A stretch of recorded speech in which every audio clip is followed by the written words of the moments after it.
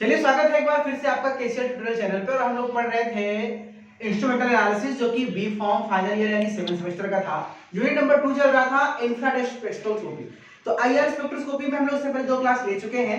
आज की क्लास में बहुत ही इंपॉर्टेंट क्लास है, हम डिस्कस करने जा रहे हैं। टॉपिक है आज का इंस्ट्रूमेंटेशन ऑफ आईआर स्पेक्ट्रोस्कोपी। ठीक है, आज हमारा टॉपिक है इंस्ट्रूमेंटेशन ऑफ आईआर स्पेक्ट्रोस्कोपी। इस पे बात करेंगे हम लोग सबसे पहले। तो सबसे पहले जान लेते हैं कि इंस्ट्रूमेंटेशन जानते हैं क्या होता है कि किसी भी काम को करने के समय जो जो इंस्ट्रूमेंट यानी जो जो पार्ट लगते हैं उस पूरे इंस्ट्रूमेंट में उन सारे पार्ट को डिटेलिंग करना, उन पार्ट के नाम को जानना, उनके फंक्शन जानना, दिस इज कॉल्ड इंस्ट्रूमेंटेशन। तो उसी तरह से हम लोग बात करें इंस्ट्रूमेंटेशन ऑफ आईआर स्पेक्ट्रोस्कोपी में, इसमें कुल कितने पार्ट्स होते हैं इसको आप पहले समझ लेते हैं। देखिए सबसे पहला तो यहाँ पे एक रेडिएशन सोर्स होता है। पहला वाला पार्ट जो है this one number 1, this is radiation source. यहाँ पे क्या होते हैं बेसिकली रेडिएशन सोर्स दो हो सकते हैं, एक तो होता है नस्ट ग्लोअर या दूसरा होता है ग्लोबल। इसमें एक लैंप होता है, एक लाइट सोर्स होता है जो लाइट एमिट करता है। और कौन सी लाइट? आईआर रेडिएशन की लाइट। ठीक है, लाइट भी कई रेंज की होती है, यूवी, विजिबल, अल्ट्रावायलेट। ठीक है, तो रेड जो होता है आईआर रेंज की लाइट को एमिट करता है। उसके बाद ये दो मिरर लगे हुए होते हैं, यानी लाइट जब निकलती है तो यहाँ पे दिस इज द मिरर, इस मिरर से ये टकराते हैं। आपको सबका नाम लिखना है। ये मिरर, एक मिरर सॉरी यहाँ पे हो गया। ठीक है, और ये जब मिरर से टकरा करके एक लाइट जाती है इधर और एक लाइट इधर, तो एक लाइट पास होती है हमारे रेफरेंस से और दूसरी पास होती है हमारे सैंपल से। ठीक है, तो ये सैंपल से। अब ये जो सैंपल है ये सैंपल भी 4 प्रकार के हो सकते हैं। सैंपलिंग यूनिट की बात करें हम लोग तो नेक्स्ट क्लास डिस्कस करेंगे सैंपलिंग कैसे करते हैं। ये सैंपलिंग 4 प्रकार हो सकती है। एक हो सकता है हमारा सॉलिड सैंपल, दूसरा हो सकता है लिक्विड सैंपल, तीसरा हो सकता है गैस सैंपल और चौथा हो सकता है सॉल्यूशन सैंपल। ध्यान से समझिएगा, यानी जो सैंपल हम यहाँ पे पुट करेंगे इस इंस्ट्रूमेंटेशन में, जो सैंपल जिसका भी हमको टेस्टिंग करना है, आईआर टेस्टिंग, जिसका भी फंक्शनल ग्रुप या स्ट्रक्चर डिटरमाइन करना है, वो सैंपल 4 तरीके से हो सकते हैं। Solid sampling, liquid sampling, gas sampling and the last one is solution sample. ठीक है, और यहाँ से रेफरेंस है और यहाँ से रेफरेंस एक ग्लास से टकराएगा, सैंपल भी ग्लास टकराएगा और ये एक लाइट एक सिंगल सोर्स पे आता है जिसको कहते हैं चोपर। ठीक है, दिस इज कॉल्ड चोपर। तो चोपर कहते हैं, कहीं ऊपर पढ़ते हैं। तो ये चोपर जो है ये दो अलग अलग जो लाइट बीम आ रही है रेफरेंस और सैंपल की लाइट को, दोनों को क्या करता है एक जगह पे केंद्रित करता है, एक जगह पे इकट्ठा करता है। यानी दो अलग अलग सोर्स से आने वाली लाइट्स को इकट्ठा करेगा और इकट्ठा करने के बाद हम इसको आगे भेजेगा मोनोक्रोमेटर के पास। नेक्स्ट पार्ट है इसका दोस्तों मोनोक्रोमेटर। तो मोनोक्रोमेटर क्या होते हैं? मोनोक्रोमेटर काम क्या होता है? जो अलग अलग रेंज की लाइट होती है, डाइवर्स लाइट होती है, उन सबको इकट्ठा करके एक सिंगल और रिक्वायर्ड बीम की लाइट में कन्वर्ट कर देता है। जैसे एग्जांपल के तौर पर मेरे पास मैं कहूं कि मेरे पास 10 के नोट है, 5 के नोट है, 20 के नोट है, 50 के नोट है, तो सारी नोट को इकट्ठा करके मैं 100 का नोट बना दूं। ठीक है, तो उसी तरह से अलग अलग रेंज की लाइट को इकट्ठा करके मोनोक्रोमेटर एक सिंगल बीम की लाइट में कन्वर्ट करता है। This is called monochromator. अब जो मोनोक्रोमेटर है वो आगे जाएगा कहां पे? This is the detecting unit हम इसको कह सकते हैं, तो इसे बोलते हैं detector. Next is the detector. Detector का काम क्या है कि जो भी यहां से स्पेलिंग चेक कर रहे हैं। डिटेक्टर का मेन काम क्या है कि जो भी लाइट वेवलेंथ की लाइट आई और जो भी इसमें स्ट्रेचिंग और बेंडिंग वाइब्रेशन हुआ, हमारा जो सैंपल होता है उसमें क्या होता है दोस्तों? स्ट्रेचिंग और बेंडिंग वाइब्रेशन होता है। तो स्ट्रेचिंग और बेंडिंग वाइब्रेशन की रेंज अलग अलग होती है भाई, उसके फंक्शनल ग्रुप पे डिपेंड करता है। तो कितना उसमें वेवलेंथ या वेव नंबर जो जनरेट हो रहा है उसको डिटेक्ट करता है। ठीक है, उसको क्या करेगा? जितना भी उसमें वेव नंबर जनरेट हो रहा है, जितनी वेवलेंथ को एब्जॉर्ब कर रहा है उसको डिटेक्ट कौन करेगा? डिटेक्टर। यानी मोनोक्रोमेटर की लाइट जो आएगी वो डिटेक्टर उसको डिटेक्ट करेगा। अब डिटेक्टर भी कई प्रकार के हो सकते हैं, photo conductor detector, semiconductor detector. ठीक है, तो कई प्रकार के डिटेक्टर हैं जिसको भी डिस्कस करेंगे हम अभी आगे नेक्स्ट टॉपिक इसी टॉपिक में कि डिटेक्टर कितने प्रकार के हो सकते हैं। आगे बात करते हैं डिटेक्टर क्या करता है जब डिटेक्ट करेगा। तो नेक्स्ट हमारा सिम्टम है, this is the amplifier. Amplifier काम क्या होता है दोस्तों? एम्पलीफायर काम होता है जो भी डेटा हमको मिला है उसको एम्पलीफाई करना, जूम करना, बड़ा करना। जब ये डेटा को एम्पलीफाई करेगा, जूम करेगा, बड़ा करेगा तो हम आसानी से इसको एनालिसिस कर सकते हैं, क्योंकि बहुत छोटा डेटा रहेगा तो हमको दिखेगा नहीं। उस चीज को अगर हम जूम करके बड़ा कर दे तो आसानी से हम इसको देख सकते हैं। एम्पलीफायर का काम यही होता है। And the last one is the recorder. और ये रिकॉर्डर क्या होता है? हमारे पास एक कंप्यूटर स्क्रीन होता है या कोई पेपर प्लॉट होता है जिसमें हम लोग प्रिंट होता है। तो रिकॉर्डर क्या करता है कि जो वेव नंबर्स है वो वेव नंबर्स एम्पलीफायर के द्वारा रिकॉर्ड करके रिकॉर्डर के द्वारा रिकॉर्ड होता है और बाद में उसी रिकॉर्डर की हेल्प से, उसी पेपर की हेल्प से हम किसी भी स्ट्रक्चर का इंटरप्रिटेशन कर सकते हैं। तो स्ट्रक्चर का इंटरप्रिटेशन कैसे करते हैं बताएंगे आपको नेक्स्ट क्लास में। लेकिन अभी हमने देखा कि इंस्ट्रूमेंटेशन में कौन कौन से पार्ट हैं, तो पार्ट का नाम जल्दी जल्दी याद कर लेते हैं। पहला है रेडिएशन सोर्स, दूसरे हैं मिरर, तीसरे हैं रेफरेंस और सैंपल क्यूवेट यानी रेफरेंस और सैंपल होल्डर, अगला है हमारा चोपर, फिर है मोनोक्रोमेटर, दस डिटेक्टर, एम्पलीफायर एंड रिकॉर्डर। ठीक है, इतने चीजों से मिलकर हमारा पूरा का पूरा आईआर का इंस्ट्रूमेंटेशन बनता है। अब हमें बेसिकली इसमें पढ़ना क्या है, हम रेडिएशन सोर्स के बारे में बात करेंगे क्योंकि एग्जाम में अलग से पूछा जाता है, जीपैट में काफी क्वेश्चन आते हैं रेडिएशन सोर्स के लैम्प के बारे से। दूसरा हमको पढ़ना है यहाँ डिटेक्टर कितने प्रकार के हो सकते हैं, तो डिटेक्टर और रेडिएशन सोर्स इन दोनों के बारे में पढ़ना है। और सैंपलिंग कैसे करते हैं, मैंने कहा 4 तरह की सैंपलिंग होती है, solid, liquid, gas and solution. ये सैंपलिंग कैसे करते हैं इसकी टेक्निक में बताऊंगा आपको नेक्स्ट लेक्चर में, थोड़ा डिटेल बताऊंगा क्योंकि ये बहुत इंपॉर्टेंट है, तो थोड़ा सा डिटेल में बताना आपको जरूरी है। तो चलिए हम बात करते हैं रेडिएशन सोर्स की, बात करते हैं। सबसे पहला टॉपिक है radiation source, डायली heading radiation source. इसमें क्या है, रेडिएशन सोर्स में 2 प्रकार के रेडिएशन लैंप होते हैं, एक नष्ट ग्लोबल लैंप है और दूसरा ग्लोबल लैंप है। तो चलिए बारी बारी जान लेते हैं कि इस लैंप का काम क्या है। लैंप का काम क्या है, लाइट को एमिट करना। तो जो दोस्तों नष्ट ग्लोबल लैंप है, बेसिकली इसमें क्या होते हैं, इसमें इस तरह का लैंप होता है, ठीक है, ये इस तरह से इसमें लैंप बने होते हैं और इसमें 3 रॉड्स होते हैं जो कि हॉलो रॉड्स होते हैं। ध्यान से समझिएगा, ये तीनों रॉड याद कर लीजिए, ये इसमें 3 रॉड लगे होते हैं, इसका स्ट्रक्चर आपको याद करना जरूरी है। ठीक है, इसमें 3 रॉड लगे होते हैं और ये जो तीनों रॉड होते हैं दोस्तों, ये बने किसके होते हैं, ये ऑक्साइड्स के बने होते हैं।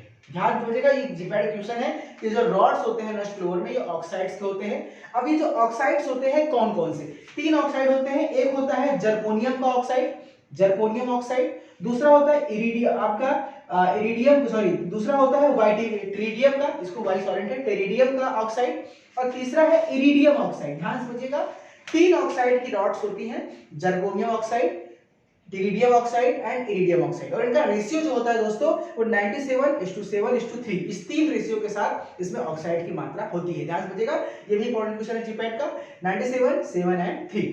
ठीक है, और ये जो ऑक्साइड की रॉड्स होती हैं, यही जो रॉड होती है, इसमें क्या होता है, जब लाइट पास करेगी, जब भी हम हीट टेम्परेचर देते हैं तो ये कंडक्शन प्रोड्यूस करता है। थोड़ी सी बात कर लेते हैं इसके साइज की। तो ये जो रॉड्स होते हैं, इन रॉड का जो डायमीटर है दोस्तों, जो चौड़ाई होती है, मोटाई होती है, वो 2 mm की होती है। ध्यान से, सारे इंपॉर्टेंट क्वेश्चन है जीपैट का। और इसकी जो लंबाई होती है वो 30 mm की होती है। जो रॉड है इसकी लंबाई 30 मिलीमीटर होती है और इसकी मोटाई लगभग 2 मीटर की होती है। दिस इज द नष्ट ग्लोबल। आगे हम बात करते हैं, ये जैसे ही क्या करते हैं, ये कंडक्शन क्या करते हैं, जैसे ही इस पे हम टेम्परेचर देते हैं, बिना टेम्परेचर के ये क्या करते हैं, किसी भी प्रकार की लाइट को या इलेक्ट्रॉन को एमिट नहीं करेंगे, किसी भी प्रकार के रेडिएशन को एमिट नहीं करेंगे। इसके लिए हमको इसको गर्म करना जरूरी है और टेम्परेचर याद रखना 1000 से लेकर 1800 डिग्री सेल्सियस तक इसको गर्म करना पड़ता है। और जब तक हम इसको इस टेम्परेचर पे गर्म नहीं करेंगे तब तक इसमें से कोई भी आईआर रेडिएशन नहीं निकलेगी। और जैसे इसको हम 1000 से 1800 डिग्री सेल्सियस तक गर्म करते हैं तो ये जो आपके तीनों ऑक्साइड के रॉड्स है, इसमें से इंफ्रारेड रेडिएशन निकलना शुरू हो जाता है, जो कि हमारा रेडिएशन सोर्स है। और जब रेडिएशन निकलेगा तो ये बिल्कुल आगे का आपको पता है। मोटा मोटी बात आपको याद क्या रखनी है, 3 ऑक्साइड्स होते हैं, जर्कोनियम, टेरिडियम और इरिडियम ऑक्साइड। दूसरी बात याद रखनी है 9773। तीसरी बात आपको याद रखनी है कि 2 mm इसकी मोटाई है और 30 mm चौड़ाई है। और चौथी बात याद करनी है कि टेम्परेचर 800 से 1800। और एक बात आपको याद करनी है, इसके लिए जो होता है ये वाइड आईआर, आपको पता है ना, आपने देखा था आईआर का जो रेंज था, नियर था, मिड था, फॉर आईआर था। तो जो फॉर आईआर है, इंटेंस आईआर है, उसके रेडिएशन क्या हो, उस रेडिएशन के लिए इस लैंप का इस्तेमाल करते हैं। इसको हम इंटेंस आईआर कह सकते हैं। इस इंटेंस आईआर का निकलता है। अब हम बात करते हैं दूसरे ग्लोबल की। ये पहला हो गया हमारा radiation source, this is the नष्ट ग्लोबल। अब हम बात करेंगे दूसरे की, बात करेंगे, इसको ग्लोबल कहते हैं। तो ग्लोबल का क्या है, इसका स्ट्रक्चर भी एक रॉड की तरह होता है। ये जो रॉड होता है दोस्तों, एक बहुत ही खास प्रकार के कंपाउंड से मिला होता है, जिसको बोलते हैं सिंटर्ड सिलिकॉन कार्बाइड। ध्यान रखिएगा, इसका नाम होता है SSC, सिंटर्ड सिलिकॉन कार्बाइड। ये भी बहुत इंपॉर्टेंट क्वेश्चन है। जो आपका ग्लोबल ग्लास होता है वो ऑक्साइड का नहीं बना होता, वो कार्बाइड का बना होता है। ये ऑक्साइड के बने होते हैं। तो कार्बाइड कौन सा है, सिंटर्ड सिलिकॉन कार्बाइड। और जो इसकी भी बात करते हैं तो इसका भी जो इसकी चौड़ाई मोटाई होती है वो 4 mm होती है और जो इसकी लंबाई होती है इससे थोड़ी सी लंबी होती है, ये 50 mm तक होती है। ध्यान समझिएगा, 2 और 30, 4 और 50। ध्यान से याद करने वाली चीज है। तो 4 mm इसकी मोटाई होती है 50 mm के करीब इसकी लंबाई होती है और इसको भी टेम्परेचर के साथ गर्म करने के बाद ही ये हीट रेडिएशन को प्रोड्यूस करते हैं और इसका टेम्परेचर रेंज होता है 1300 डिग्री सेल्सियस से 1700 डिग्री सेल्सियस तक। ये 1000 से 1800 था, यानी इसको हम जब 1300 डिग्री सेल्सियस से 1700 डिग्री सेल्सियस तक गर्म करेंगे तो उसके बाद ही क्या करेंगे, ये लाइट को एमिट करते हैं। ठीक है, आगे हम बात करते हैं इसमें कि नेक्स्ट पॉइंट इसमें कुछ जानने वाली बात ये है कि जो ये किस तरह का रेडिएशन देता है, ये इंटेंस से थोड़ा सा कम या हम कह सकते हैं लेस इंटेंस आईआर रेडिएशन को देखता है। तो चलिए हम आगे देख लेते हैं इसके डिटेक्टर के बारे में कि क्या क्या होते हैं, समझते हैं इसको। मोनोक्रोमेटर के बारे में, मोनोक्रोमेटर मैंने बताया क्या होता है दोस्तों कि मोनोक्रोमेटर का काम क्या है कि जो ढेर सारी डाइवर्स ऑफ लाइट आ रही है उसको इकट्ठा करके एक सिंगल प्रिज्म से बुझाना। जहां पे प्रिज्म देखा था, प्रिज्म से 7 रंग की लाइट निकलती है और एक कलर की लाइट निकलती है।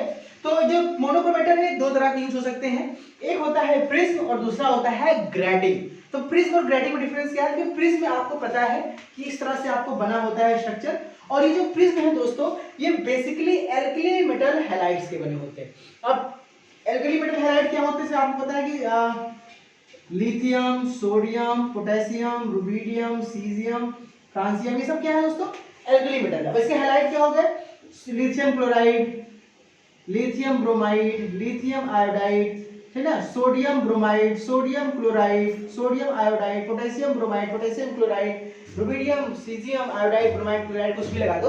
ये सारी जो चीजें हैं वो एल्कली मेटल हैलाइड्स है जो कि प्रिज्म बनाते हैं। और ग्रेटिंग क्या होता है, इसमें ढेर सारे प्रिज्म को आपस में जोड़ दिया जाता है। ठीक है दोस्तों, ढेर सारे प्रिज्म को आपस में जोड़ दिया जाता है और लाइट को सेंटर करते हैं, दिस इज कॉल्ड ग्रेटिंग। तो प्रिज्म में सिंगल प्रिज्म होता है और ग्रेटिंग में ग्रुप ऑफ प्रिज्म होते हैं। ये हमारा एक मोनोक्रोमेटर का काम क्या होता है, लाइट के बीम को इकट्ठा करके और अपने इफेक्ट जो हमको चाहिए डिजायर्ड वेवलेंथ की लाइट को बाहर निकालना। अब हम बात करते हैं इसके डिटेक्टर्स की। डिटेक्टर मैंने कहा कि 5 प्रकार डिटेक्टर है, बहुत इंपॉर्टेंट है, इसको जानने से आपको लिखना एग्जाम में जरूरी है। डिटेक्टर नाम जान लेते हैं, पहला है बैरोमीटर, दूसरा है थर्मोकपल, दूसरा है थर्मोरेजिस्टर, थर्मिसीटर एंड द लास्ट इज गैलो detector and the last is photo conductivity detector. अब ये क्या होते हैं, डिटेक्टर काम क्या है दोस्तों कि जो भी चेंज इन वेवलेंथ या चेंज इन वेव नंबर हो रहा है, तो चेंज इन इंटेंसिटी हो रहा है, उसको पता करना, उसको बताने के लिए कुछ हमको चिन्ह निशान देना, कुछ ग्राफ देना या कुछ भी करके हमको बताए कि कितना चीजें चेंज आ रही हैं। तो इसमें जो होते हैं, पहला है बैरोमीटर। तो बैरोमीटर जो होते हैं वो बेसिकली थर्मोमीटर कंडक्टर होते हैं, ध्यान दीजिएगा, थर्मोमीटर कंडक्टर, यानी मेटल के इसमें कुछ वायर्स बने होते हैं। आपको पता है कि जो हर वायर का अपना एक रेजिस्टेंस होता है। तो ये किस प्रिंसिपल पे काम करता है बैरोमीटर, कि जब इसमें हम 1 डिग्री सेल्सियस टेम्परेचर बढ़ाते हैं, 1 डिग्री सेल्सियस टेम्परेचर बढ़ाते हैं तो इसमें 0.4% रेजिस्टेंस इंक्रीज होता है। यानी इसमें क्या होगा, जैसे जैसे टेम्परेचर बढ़ेगा, भाई जितनी ज्यादा रेडिएशन आएगी उतना टेम्परेचर बढ़ेगा, और जितना टेम्परेचर बढ़ेगा उसमें रेजिस्टेंस उस वायर में 0.4 डिग्री सेल्सियस की स्पीड से बढ़ता जाएगा। तो कितना वेरिएशन आया रेजिस्टेंस, पहले कितना था अब कितना है, उस रेजिस्टेंस के हिसाब से मेजर करके हम क्या कर सकते हैं, किसी भी करंट या फ्लो चेंज को हम आसानी से पता लगा सकते हैं। तो बैरोमीटर इसी पे काम करता है। इस पे याद करने वाली चीज क्या है, इसमें याद करने वाली चीज है कि ये थर्मोमीटर कंडक्टर है। दूसरी चीज जानने वाली क्या है कि इसमें रेजिस्टेंस टेम्परेचर के डायरेक्टली प्रोपोर्शनल होता है, टेम्परेचर बढ़ेगा तो रेजिस्टेंस भी बढ़ेगा, और रेशियो क्या होता है 1:0.4, यानी 1 डिग्री सेल्सियस टेम्परेचर बढ़ेगा तो 0.4% रेजिस्टेंस बढ़ेगा। ये याद रखना, ये इंपॉर्टेंट चीज है जी बैटरी हिसाब से। आगे बात करते हैं थर्मोकपल। तो थर्मोकपल दोस्तों 2 वायर होते हैं, दोनों वायर को अलग अलग वायर होते हैं, ए और बी। मान लीजिए कोई एक वायर ए है कोई बी है, दोनों वायर को मान लीजिए कोई सिल्वर है कोई कॉपर है, कोई इसको जोड़ दिया, तो एक को रखते हैं हॉट जंक्शन पे, एक को रखते हैं कोल्ड जंक्शन पे। तो जब भी आईआर की रेडिएशन की लाइट मोनोक्रोमेटर से निकल के एक तरफ पड़ेगी, तो एक तरफ पड़ेगी तो ये हॉट हो जाएगा, और दूसरी तरफ जहां नहीं पड़ेगी वहां कोल्ड रहेगा। तो हॉट और कोल्ड के बीच टेम्परेचर डिफरेंस जनरेट होता है। तो टेम्परेचर डिफरेंस जनरेट होने के कारण क्या होता है, यहाँ पे एक क्या इलेक्ट्रॉन्स का मूवमेंट शुरू हो जाता है हाई टू लो की तरफ, और उसके बेसिस पे करंट जनरेट होता है, और उस करंट से हम पता कर सकते हैं कि कितनी इंटेंसिटी जनरेट हुई। ये डिटेक्टर है दूसरा वाला थर्मोकपल। तीसरी बात करें दोस्तों अगर हम लोग, दिस इज कॉल्ड थर्मिसीटर। तो थर्मिसीटर जो है वो बिल्कुल बैरोमीटर के प्रिंसिपल पे काम करता है, लेकिन यहाँ पे एक चीज उल्टा है। यहाँ पे जो थर्मोमीटर कंडक्टर था, यहाँ पे फ्यूज्ड मेटल ऑक्साइड का इस्तेमाल करते हैं। ध्यान दीजिएगा, जीपैट के लिए इंपॉर्टेंट टॉपिक है। यहाँ पे थर्मिसीटर में फ्यूज्ड मेटल ऑक्साइड यूज करते हैं, और यहाँ पे टेम्परेचर रेजिस्टेंस के डायरेक्टली प्रोपोर्शनल था, यानी 1 डिग्री सेल्सियस टेम्परेचर बढ़ाने पर रेजिस्टेंस 0.4% बढ़ता था। यहाँ पे टेम्परेचर बढ़ाने पर रेजिस्टेंस घटेगा, यानी temperature is inversely proportional to resistance. और कितना? 1 डिग्री सेल्सियस टेम्परेचर बढ़ाने पर रेजिस्टेंस 5% घटता है। और इसी बेसिस पे जो डेटा हमको मिलेगा वो डिटेक्टर का इस्तेमाल करके इसको हम पता लगा लेंगे। नेक्स्ट है गैर डिटेक्टर। तो गैर डिटेक्टर क्या होता है? इसमें जिनान भरे होते हैं। बेसिकली जिनान एक सेमीकंडक्टर होता है। ये कैसे काम करता है? जब तक इस पर टेम्परेचर नहीं बढ़ेगा तब तक कोई करंट पास नहीं होगी, ये सेमीकंडक्टर की तरह बिहेव करेगा। लेकिन जैसे ही इस पर टेम्परेचर बढ़ेगा ये कंडक्टर की तरह बिहेव करने लगेगा और ये करंट को पास करना शुरू कर देगा। उससे हम पता लगा सकते हैं कि कितना करंट जनरेट हुआ। This is the detector. And the last one is the photo conductivity detector. इसमें क्या होता है? कंडक्टर्स होते हैं, जैसे ही फोटोन यानी लाइट्स पड़ेगी ऑटोमेटिक करंट प्रोड्यूस होना शुरू हो जाएगा और वो वहां से डिटेक्ट कर लेगा कैसे क्या पे होता है। ठीक है, तो ये हो गया हमारा दोस्तों पूरा का पूरा डिटेक्टर। तो एम्पलीफायर मैंने आपको बताया पहले ही कि इस पूरे डेटा को लार्ज करके स्केल में दिखाना amplifier. And the last one is recorder, जब कंप्यूटर स्क्रीन होता है जो प्लॉट्स जनरेट करता है। जब मैं आपको बताऊंगा इंटरप्रिटेशन कैसे याद करेंगे तो हम इस पे इस्तेमाल इसका यहाँ पे करेंगे। तो नेक्स्ट क्लास में हम लोग पढ़ेंगे दोस्तों सैंपलिंग के बारे में, सैंपलिंग कैसे करते हैं, इसका इंटरप्रिटेशन, एप्लीकेशन और चैप्टर को खत्म करेंगे। Thank you so much, take care, bye.